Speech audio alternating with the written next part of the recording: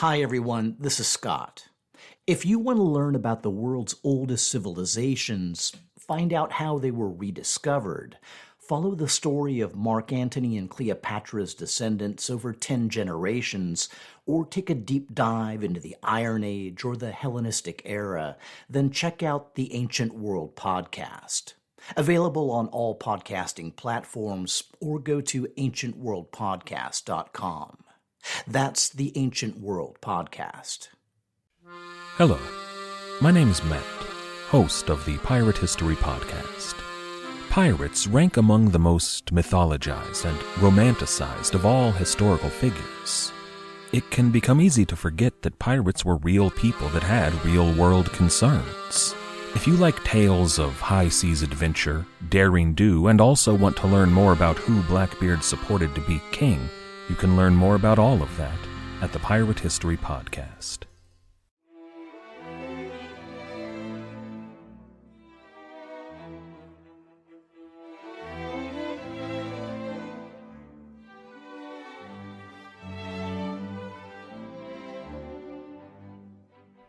Welcome to Pax Britannica. Season 3, Episode 32, Peace Through War.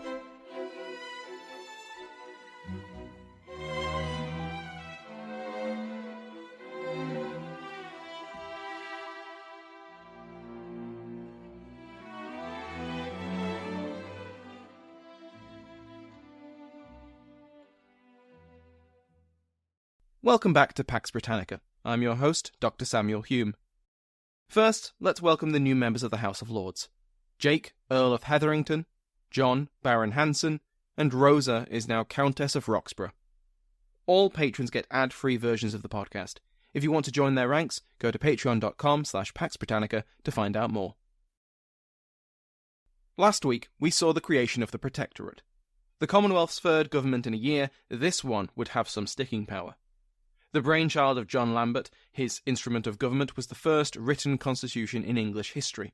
Based on the Heads of Proposals and the Officers' Agreement of the People, the instrument tried to find a middle way between the tyranny of an overmighty executive and the tyranny of an overmighty legislature. Charles I represented the former, of course, but Lambert and the army's experiences with parliaments hadn't been much better. The Long Parliament, which had governed during the Civil Wars, had been so hostile to the army that it had to be purged, but even that purged rump was eventually dissolved at the end of a musket. Even the hand-picked nominated assembly, Barebones' as Parliament, had veered too far from what the army believed was the best course for the country. At each point, it was the army which had decided the course of events. In a way, the instrument of government made the political reality official. Oliver Cromwell, as the commander-in-chief of the army, was already the most powerful figure in the Commonwealth.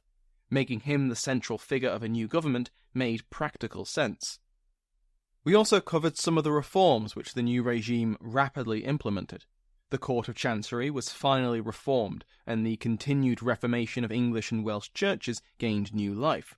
With Cromwell's backing, a new body was established to ensure that new church ministers were properly trained and morally upright. Another was set up to vet and eject any existing ministers who failed to meet standards.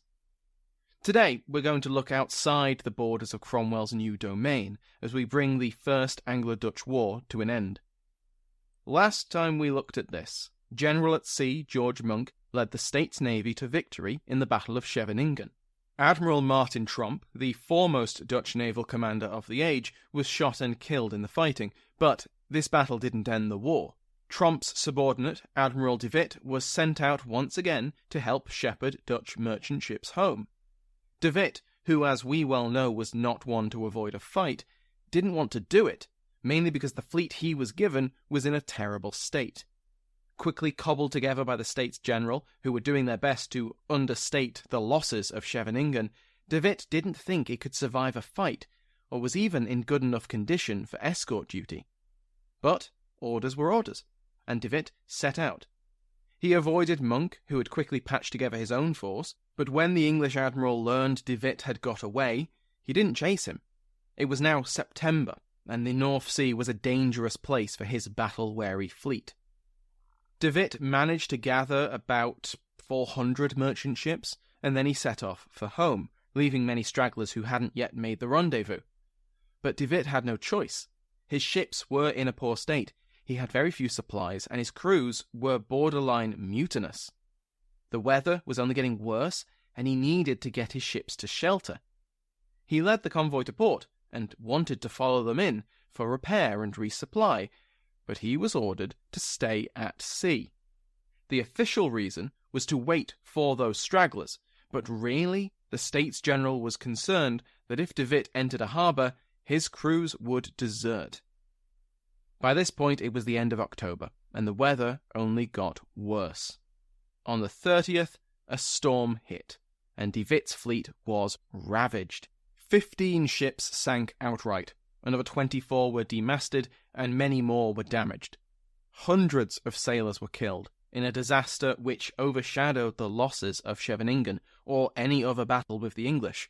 It was only after this disaster that the survivors were, finally, allowed into harbour, and that's where they stayed for the rest of winter. All the while, Monk and the States Navy were snapping up Dutch merchant ships with impunity, all across the North Sea, the Atlantic, and the Channel. In England, opinion was divided over the war.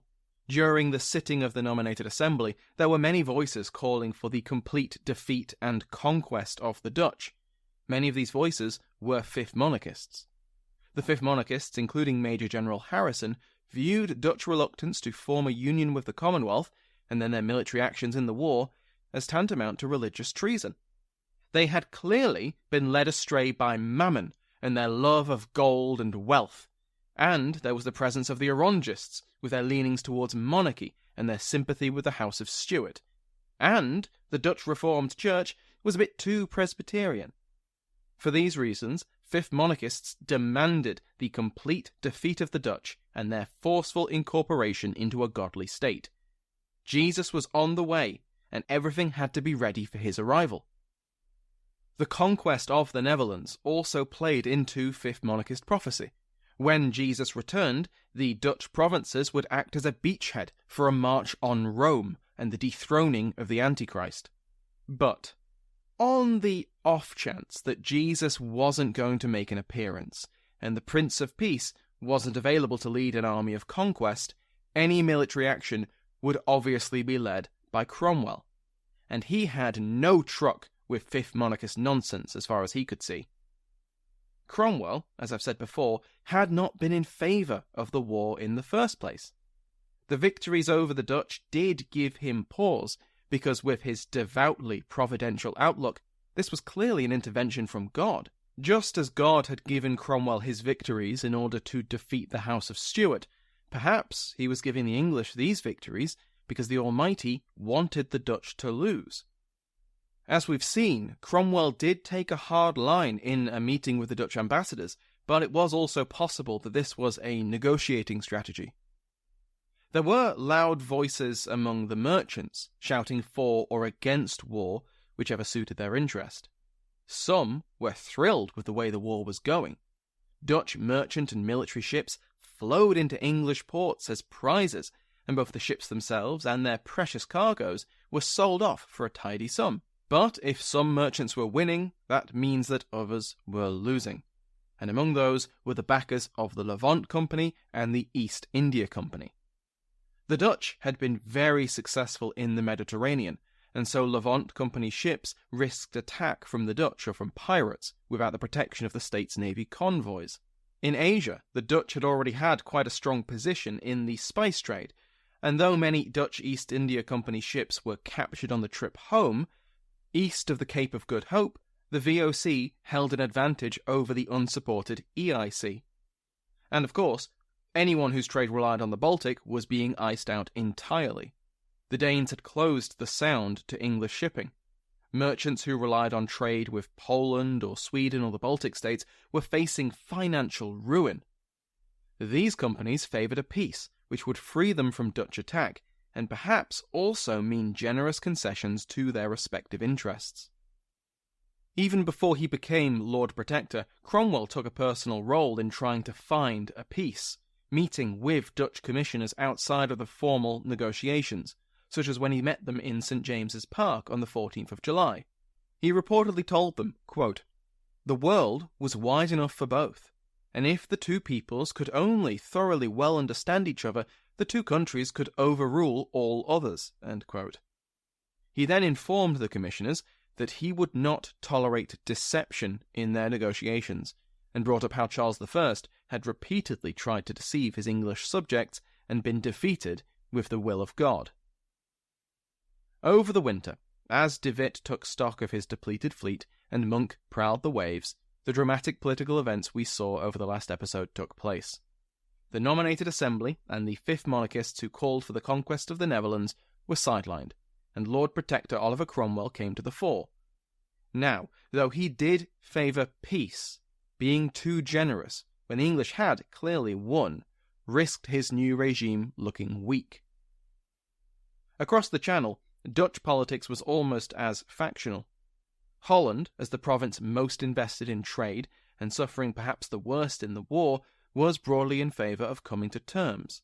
But as Grand Pensionary of Holland, Johan de Witt, not to be confused with Admiral de Witt, they're spelled differently, if you couldn't tell from my mangled pronunciation. Anyway, as Grand Pensionary de Witt had made clear before, they were the United Provinces, plural. The other states had a say, and many of them, especially the landlocked ones, were firmly Orangist. If the war carried on, political instability in both the Commonwealth and the Netherlands could only increase, to their benefit on both counts. English politics looked deeply unstable. 3 governments in a year, now an army general governing as Lord Protector, whatever that was, and it was possible that the Stuarts might be restored, either from internal unrest or from a combined Dutch-Franco intervention. But as the defeats wore on, it also weakened and delegitimized the statist provinces like Holland. It was possible that the Orangist cause would become more popular. Republicans like de Witt also saw these risks and were aware of the danger.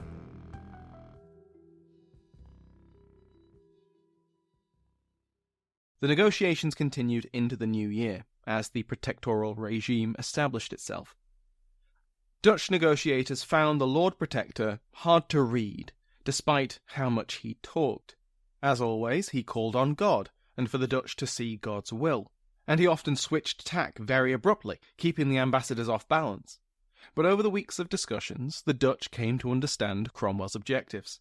His authority and new position owed nothing to the Fifth Monarchists, or to those merchants who were making their fortunes out of the war, so he had no real reason to either prolong the war or escalate it on their behalf. Cromwell's main priority was security. Security for English trade, of course, but security from the mortal enemy of the Republic and now the Protectorate, the Stuarts. The idea of a union was, in many ways, an echo of Scottish Covenanter hopes for the Solemn League and Covenant. It was defensive in intent. But, from the beginning of 1654, the demands for union, unrealistic as they really were, began to fall away, because security from the Stuarts could be secured another way. Central to the treaty which would be agreed was a promise by both countries not to support internal rebellion in the other, and not to play host to enemies of the other. It also required all Dutch office holders to swear an oath to abide by the terms of the treaty. There are other terms, we'll cover them shortly, but these conditions removed the danger of the Stuarts. Charles Stuart would no longer find support in the Netherlands, and that meant the loss of a substantial support base. Charles's Aunt Elizabeth had sat in exile in The Hague for many years during the 30 Years' War. Charles's sister, Mary, was the wife, and now the mother, of the Prince of Orange. Prince Charles could no longer find safe haven in this friendly country, at least for now. But this was only the public part of the deal. Separate to the official treaty was a promise by Johan de Witt that the States of Holland would pass an act of seclusion. This act banned the Prince of Orange from ever holding the Stadtholderate of Holland, or being its Captain General or Admiral General. Cromwell would have preferred this to be made law in all of the United Provinces, but there was no way that a treaty including that demand would ever get through the States General. This act was passed in secret by the States of Holland, and like that, Cromwell had his security. If the Prince of Orange was blocked from commanding Holland, with all its vast financial and naval resources, his threat would be minimal. The ambassadors of the other states had no idea that their Hollander colleagues had stitched up this deal, and were pleasantly surprised when the negotiations carried on and were quickly concluded. The treaty was signed by the Dutch and English representatives on the 5th of April 1654, and then ratified by the Lord Protector and the States General within a fortnight. The other articles tried to clear up the issues which had started the war. The English proposed an article allowing trade between the two countries as long as it respected each other's laws. This effectively meant that the Dutch would have to accept the Navigation Act and other limits to Dutch trade within the English colonies. The Dutch were far from keen, but when the most passionate voice against it suddenly died, it was accepted, with the Dutch intending to lobby for its repeal. Disputes over the border between the English colony of Connecticut and the Dutch colony of New Amsterdam were also not settled. It would take another 20 years before the English took control of it and changed its name. Maybe they liked it better that way. The Dutch agreed to salute the English flag, but did not agree that this implied English sovereignty. What it did acknowledge was the legitimacy of the new Protectorate. They also promised to punish the people responsible for the Amboina massacre, which was the torture and execution of English as well as Japanese and Portuguese traders 30 years previously. This was an empty promise because the article ends with the condition, quote, provided any of them be living. None of them were living, as it happens, which the Dutch, and presumably the English, knew full well. But both of these acknowledgements were for the benefit of English pride, and would go some way to appease angry English patriots. Another article instituted arbitration for future issues between the two countries. From here on, disagreements between the English and the Dutch were to be discussed and hashed out with the assistance of a neutral third party, the Swiss.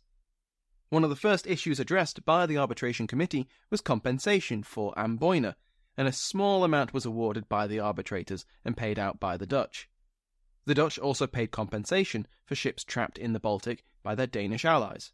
One interesting side note which I discovered researching the last episode is that at one point Cromwell sent the ambassadors a list of proposals, and the ambassadors sent the list right back. Not because they didn't agree with the substance of them, but because the Lord Protector hadn't got the list approved by his council. This could have been a diplomatic ploy, buying time, or just making sure there could be no future disagreement.